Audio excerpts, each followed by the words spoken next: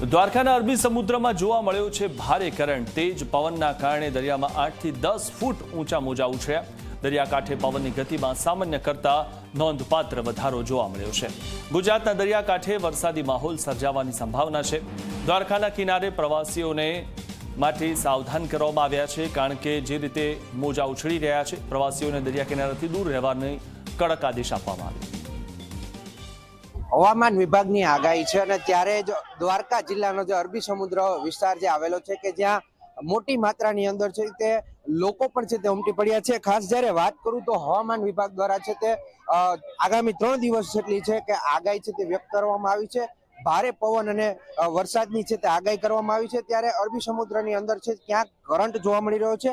ખાસ કરીને વાત કરવામાં આવે તો દ્વારકા પણ છે તે ક્યાંક કરંટની સાથે જ છે કે 8 થી 10 ફૂટ જેટલા મોજા છે તે ઉછળી રહ્યા છે।